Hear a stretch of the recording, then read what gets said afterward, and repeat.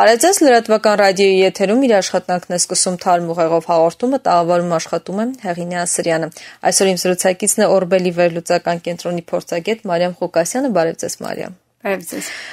Ադրբեջանում ներքաղաքական կյանքը այնքան էլ հանգիստ չէ, կարծես թե մի քանի օր է ցույցեր են, կան ձերբակալվածներ, ինչի դեմ են բողոքում։ Շնորհակալություն հարցի համար։ Իհարկե ճիշտ նկատեցիք, որ Ադրբեջանում արդեն մի քանի օր շարունակ ներքաղաքական իրավիճակը ոչ այդքան հանգիստ է, հատկապես հանգստյանորեն շաբաթ-կիրակի օրերին այնտեղ նախատեսված էր բողոքի ցույց, ի սկզբանե ցույցը նախատեսված էր, որ այն կլինի խաղաղ երթ ու ոչ մի այլ նպատակ չի ունենա։ Ցույցը կազմակերպվել է Ադրբեջանի ժողովրդական ուժերի եւ Ադրբեջանի ժողովրդական ճակատի կողմից ու հիմնականում մարդիկ ցույցի նպատակն էր իրենց բողոքը արտահայտել ընդդեմ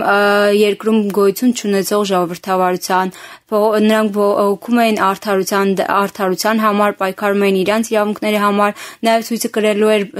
սոցիալական բնույթ, որտեղ նրանք բողոքում էին ցածր աշխատավարձներից, պահանջում էին, որպեսզի վերադարձվեն երեխաների համար հատկացված գումարները, ինչպես նաև նրանք իհարկե բողոքում էին Ղարաբաղի այսպես կոչված ազատության համար։ Հետաքրքիր է, ինչ-որ դրդապատճառ եղել է, այսինքն այն խնդիրները, որոնք դուք նշեցիք, ըստ էության Ադրբեջանում նոր չէ, ինչ-որ դրդապատճառ եղել է, որ այս ցույցը լիներ, թե այդ հին խնդիրները նորից վերհանել։ Իրականում դրդապատճառ որպես այդպեսին չեն կարող ասել, որ կար հստակ դրդապատճառ, այլ ուղղակի պարբերաբար բնույթ էր կրում, որտեղ նույն Ադրբեջանի ժողովրդակատը պարբերաբար փորձում էր ցույցեր էր անցկացնում, սրանց մի քանի շաբաթներ առաջ նույնպես ցույցեր էր անցկացնում, փորձում էին թույլտվություն ստանալ Բաքվի քաղաքապետարանի կողմից, որպեսզի անցկացնեն ցույցերը, ու դա հերթական ցույցն էր, սակայն այս ցույցը նախատեսված էր ավելի լայնամասշտաբ ցույց լիներ եւ այն պետք է իրականացվեր Բաքվի կենտրոնում։ Բայց լայնամասշտաբ չդարձավ, որովհետև ձերբակալվեցին, որովհետև ճնշումներ եղան, կխնդրեմ, որ ներկայացնեք։ Ես գիտեմ, որ Եմեն եւս քննադատել է այդ ճնշումը ադրբեջանական իշխանության կողմից։ Շատ լավ։ Ցույցի իրականում նախատեսված էր, որ ավելի լայնամասշտաբ լիներ, նախ թեկուզ անդրադառնանք հենց ցույցի անցկացման վայրի հետ կապված խնդիրներ կային, որտեղ հենց ցույցի կազմակերպիչները նախնականապես վայր էին ընտրել, ցույցի անցկացման վայրը ընտրել էին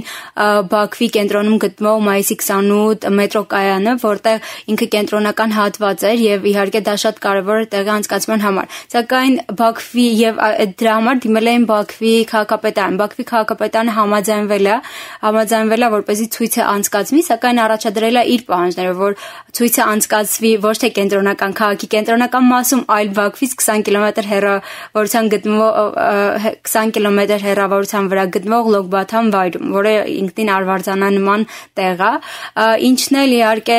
հենց ընդդիմության ներկայացուցիչների դժգոհության պատճառն է հանդիսացել եւ նրանք փորձել են ամեն կերպ անցկացնել ցույցը։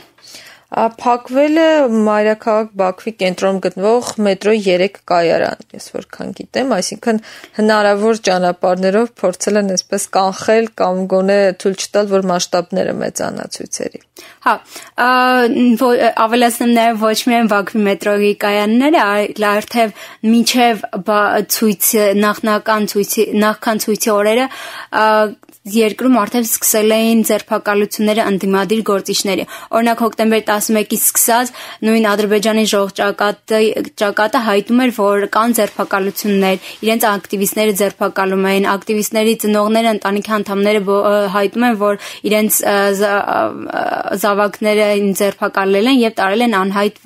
ուղղությամբ եւ նրանցից ոչ մի տեղեկություն չունեն։ Ու այդ ձերբակալությունների ալիքը շարունակվել է մինչեւ հոկտեմբերի 17, հոկտեմբերի 16, 18, անգամ ձերբակալություններ են եղել նաև մեկ այլ ընդդիմադիր կուսակցության, Մուսավատ կուսակցության անդամներին ու հիմնականում ձերբակալվածներին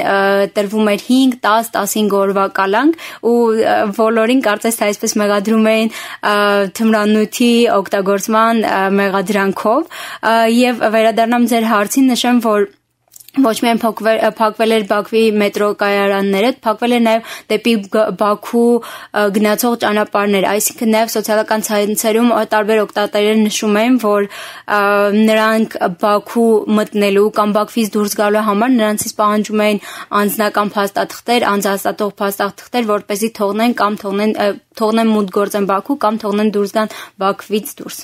Այս բանը ինչպիսի ընդդիմություն է Ադրբեջանում։ Դրանք ավելի ժողովրդավար ուժեր են, թե հակառակը։ Կարծես թե իրենց հայտարարություններից, իրենց պահանջներից գոնե Արցախի հարցում իրենք ավելի ժողովրդավար չեն, ավելի կտրուկ մեթոդների կողմնակից են, կխնդրեմ, որ ներկայացնեք։ Ներկայումս ընդդիմությունը իհարկե բողոքում է իր ընդվզությունն է հայտնում երկրում տիրող ոչ ժողովրդական համակարգի դեմ, պայքարում են ազատությունների, մարդու իրավունքների հավասարությունների, մարդու իրավունքների համար,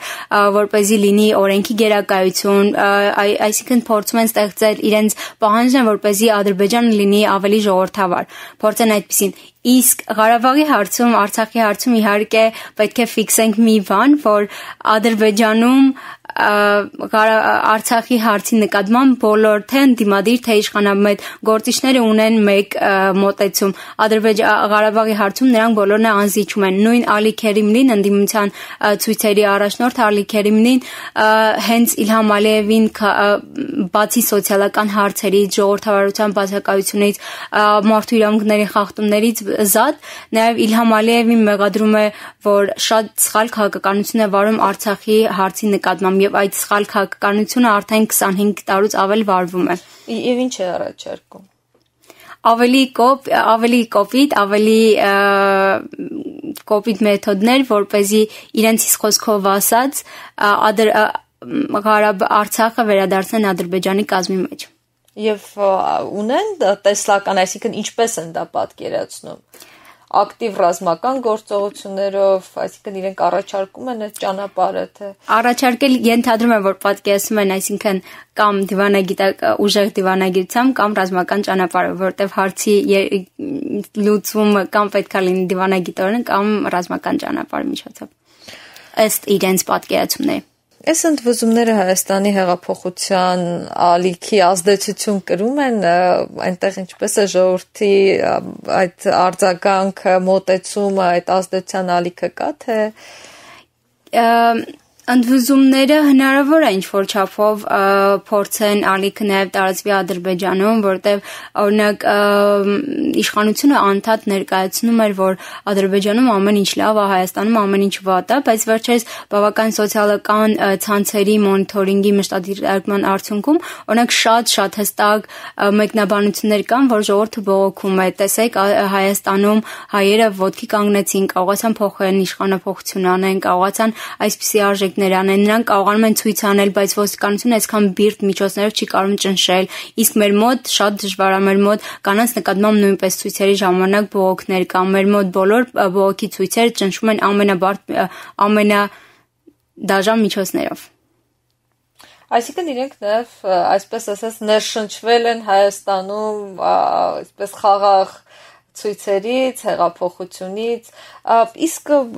իշխանությունից դժգոհության ալիքը ինչ ծավալների է հասնում Ադրբեջանը։ Գիտեք, պարզ ասել, թե իշխանությունից դժգոհների որքանով են դժգոհ, որքանով են կողմ, չեն կարող, որովհետև մի քիչ Ադրբեջանը մեր համար շատ ավելի փակ է։ Բայց իհարկե անընդհատ դիտարկվում է, որ անընդհատ նկատվում է, որ գնալով Ադրբեջանի ներսում մարդիկ սկսել են ավելի դժգոհություններ արտահայտել տիրող ռեժիմի նկատմամբ։ Ինչքան էլ որ իշխող կուսակցությունը փորձում է ամեն կերպ ներկայացնել, որ Ադրբեջանում ամեն ինչ լավ է, Ադրբեջանում բարեփոխումներ են տեղի ունենում, Իլհամ Ալիևի վարած քաղաքականությունը շատ ճիշտ քաղաքականություն է վարում, միևնույն է մարդկանց բողոքները արդեն ակնհայտ են դառնում։ Իսկ ավելի մեծ ծավալների կհասնի ձեզ այս ընդվզումը, թե այսպես կճնշվի եւ ինչպիսի տրամադրվածություններ կան ընդդիմադիր դաշտում։ Ընդդիմադիր դաշտում ինձ թվում է կշարունակեն դեռ բողոքի ցույցերը անդադ կշարունակեն, որտեղ հենց այսօր Մուսավատ կուսակցությունը հայտնել է, որ նոյեմբերի 8-ին տեղի կունենա ցույց էլի Բաքվում, բայց ասել թե առաջիկայում ինչ չափերի կարող է լինել ցույցերը կամ ինչ չափերի դրան կայացնեն, մի քիչ կանխորոշելը դժվար է, որտեղ Ադրբեջանի իշխանությունը դեռևս ունի լծակներ հենց ոստիկանության միջոցներով, հենց այս ամենադաժան ձևերով ցույցը ցրելու համար։ Իսկ այնտեղ սոցիալական ցանցերի այդ լծակները արդյոք չեն գործում եւ միջազգային անդրադարձ է, ես քիչ առաջ նշեցի, որ Եմեն անդրադարձել էր եւ քննադատել էր այս բիրտ ուժի կիրառումը Դուք ճիշտ նշեցիք, Եմեն նույնպես քննադատել է տեղի ունեցածը եւ կոչ արել Ադրբեջանին, որպեսզի հետաքննեն տեղի ունեցած դեպքը, որտեղ ոստիկանությունը իրոք շատ լայնամասշտաբ ձևով է միջամտել ցույցին եւ ուժի կիրառման միջոցով իհարկե ցրել է ցույցը ու սակայն իշխանությունը դեռևս նույն սոցիալական ցանցերով փորձում է հավասարակշռությունը պահել անընդհատ տարածել իր քաղաքականությունը նույն իշխող նոր Ադրբեջանի կուսակցությունը իր սոցիալական ցանցերով փորձում է անընդհատ գովազդել իրենց տարվող քաղաքականությունը եւ փորձում է այսպիսով հակազդել ընդդիմադիրների կողմից տարվող քաղաքականությանը Իշխանական մամուլը կարծես թե մեկնաբանում է, թե միջազգային ուժերի կողմից են հրահրում այս ցույցերը եւ Ադրբեջանի ներքին կյանքը խարխլելու եւ անկայունություն հաստատելու նպատակ են հետապնդում։ Ես այնտեղ այդպիսի մեկնաբանությունների եւս հանդիպեցի։ Ադրբեջանի իշխանամետ մամուլը, եթե այսպես կարող ենք ասել, շատ հետաքրքիր էր, որ հենց ցույցի օրերին շատ մեծ դրվագներ չհրապարակեց, թե ինչ է կատարվում, օրինակ ընդդիմադիր մամուլը հրապարակել էր տեսանյութեր, որտեղ շատ պարզ երևում էր, թե ինչպես էին ոստիկանները ուղղակի ուժի կիրառման միջոցով ցրում ցույցերը, ինչպես էին 4 հոգով մեկ հոգու ձերբակալում, ուղղակի իշխանական մամուլը տարածում էր օրինակ Բաքվի ոստիկանության տարածած հայտարարությունները, իսկ իշխանական դաշտում հիմնականում այդ տրամադրվածությունները նրանք բոլորին անվանում էին ծայրահեղ ընդդիմություն եւ իհարկե մեղադրում էին օտարերկրյա շահերին սպասարկվելու մեջ իհարկե այստեղ դժվար է չսպասել որ նրանք մեզ նաեւ կմեղադրեն մեղավորներ կփնտրեն հայերի մեջ եւ իհարկե այդպես էլ եղավ հենց իշխանության կողմից կային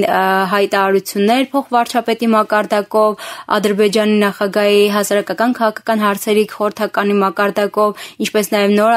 նոր Ադրբեջան կուսակցությունն էր հայտարարություն տարածել, նաև հետաքրքիր էր Ադրբեջանի իշխող նոր Ադրբեջան կուսակցության գլխավոր քարտուղարի տեղակալի Սիավուշ Նովրոզովի հայտարարությունը, ով ուղղակի նշում էր, որ ցույցի մասնակիցները գումար էին ստանում եւ սպասում էին, որպեսզի իրենց գումար տան եւ իհարկե մեղադրում էր Հայաստանին, հատկապես Նիկոլ Փաշինյանին, որ բառացի ներկայացնեմ նրա ասածները, որ Ադրբեջանի ժողովրդակատի անդամները Նիկոլ Փաշինյանի մարդիկ են Ադրբեջանում եւ երբ Հայաստանում վիճակը փոքր ինչպես լարվում է, Ադրբեջանում սկսում են ի հայտ գալ Ադրբեջանի ժողովրդակատի անդամները, սկսում են ի հայտ գալ նաեւ ցույցերը բայց այսպիսի նմանատիպ հայտարարություններ արդեն տարածված բնույթ է կրում ու ամեն անգամ նրանք մեղադրում են որ հայերի ցույցերը ֆինանսավորում են հայկական լոբբիի կողմից, հայկական տարբեր կառույցների կողմից եւ իհարկե Հայաստանի կողմից Այսինքն իրենք դիտարկում են, որ այս պահին Հայաստանում լարված վիճակ է եւ մենք փորձում ենք բոլոր հնարավոր ճանապարհներով լարվածություն մտցնել այնտեղ։ Ես ճիշտ եմ հասկանում։ Այո Եվ երբ որ Հայաստանում մի քիչ փոքրիկ լարված վիճակ է, հենց Նովրոզովի խոսքերով ինքն էր տենց ասում, մենք փորձում ենք իբրև թե Ադրբեջանում նույնպես լարվածություն մտցնել եւ կարող է նաեւ փորձում ենք ուշադրությունը թեքել դեպի Ադրբեջան։ Մարիամ, դուք հետևելով եւ ընդդիմադիր մամուլին եւ իշխանական մամուլին ինչ հետևություններ եք անում Ալիևի իշխանությանը իշխանությունը դեռ երկար կձգվի թե արդեն այնպիսի իրավիճակ է, որ պայթյունավտանգ կարելի է համարել։ Ես կարծում եմ, որ իրավիճակը չեմ կարծում, որ լիովին պայթյունավտանգ է, որտեղ իրոք ինչպես նշեցի, դեռ այնտեղ գործում է Ալիևի ռեժիմը, Ալիևի համակարգը գործում է, դեռ լծակներ կան ազդելու, ցույցեր ցրելու, այսինքն եթե Բաքվում նրանք չեն ցրում են լայնամասշտաբ ցույցը, որպեսզի այն հետո չկրկնվի Ադրբեջանի տարբեր վայրերում, այսինքն իրավիճակը հիմա ինչ որ չափով դեռ վերահսկելի է Ադրբեջանում, որտեղ դեռ կա Բաքվի ճնշումների տարբեր բռնությունների կիրառելու միջոցով տարբեր ցույցեր ցրելու միջոցները։ Նաև այս ցույցերը մենք քիչ առաջ էլ խոսեցինք այն մասին, որ Եմենը անդրադարձավ ցույցերին, թարպես միջազգային մամուլը ինչպես մեկնաբանեց։ Այո, դուք ճիշտ նշեցիք, որ Եվրոպական միությունը նույնպես անդրադարձավ ցույցերին։ Իհարկե Եվրոպական միության տարածած հայտարարության պատասխան նաև եղավ Ադրբեջանի արտաքին գործերի նախարարության պատասխանը, որտեղ նշում են, որ Ադրբեջանում հարգվում է մարդու իրավունքները, Ադրբեջանում ոչ մի ձև չի ոտնահարում մարդու իրավունքները, այլ ուղղակի Ադրբեջանում ճնշում են հակաիրավական, հակաօրինական ցույցերը եւ հենց Ադրբեջանի ԱԳՆ-ի հայտարարության մեջ վերվում էր Ֆրանսիայի եւ Բարսելոնայի օրինակները եւ խորհուրդ էր տալիս Եվրոպական միության ուղղակի ուշադրություն դարձնել այդ ցույցերին եւ ոչ թե ուշադրություն դարձնել Ադրբեջանում տեղի ունեցածին, այսինքն նաեւ սպառնալիքի թեկուզ եւ սպառնալիքով խորհուրդ էին տալիս, որ Ադրբեջանի հետ այսպիսի լեզվով չեք կարող խոսել։ Ադրբեջանում տեղի ունեցած Բաքվում տեղի ունեցած ցույցերի մասին նաև անդրադարձել են միջազգային մամուլը, օրինակ նաև ցույցին անդրադարձել է Reuters գործակալությունը, որտեղ հրապարակված նյութում ներկայացում է, որ Ադրբեջանում տեղի ունեցել ցույց, ձերբակալվածների թիվներին բավականին մեծ աստիճանի հասնում, իսկ ձերբակալվածների թվերի հետ կապված նաև հետաքրքրական դրվագ կա, որտեղ պաշտոնական տվյալների համաձայն նշում են, որ ցույցի ընթացքում ձերբակալվել է 60 հոգի, սակայն Ադրբեջանի ժողովրդական ճակատի տարածած մամուլի հայտարարության համաձայն ձերբակալվածների թիվը հասնում էր մոտ 100 հոգու, այսինքն տարբերությունը ակնհայտ է եւ այս պարագայում նույնպես Ադրբեջանի պաշտոնական տվյալները նույնպես մի քիչ լղոզվում են։ Անդիմության առաջնորդին արդեն ազատ են արձակել, ես որ գիտեմ։ Անդիմության առաջնորդը ձերբակալվել է հենց ցույցերի ժամանակ, մինչև նախքան ցույցի մեկնելը, որտեղ դեռ չէր հասել ցույցի վայր, ինքը մինչև Ալի Քերիմլին, մինչև ցույցի ժամը, այսպես ասած, մինչև ցույցի սկիզբը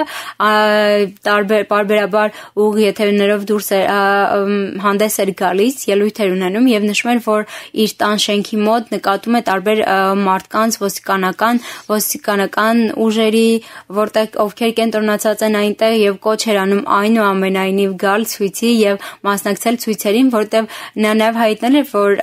ցույցի տարբեր իշխանությունը տարբեր լծակներով փորձում էր լուրեր տարածել, իբրև թե ցույցը տեղի չէր ունենա։ Այսպիսով իշխանությունը ցանկանում էր նաև ինչ-որ ձևի ցրել ցույցը, իսկ Ալի Քերիմլին ձերբակալվեց հենց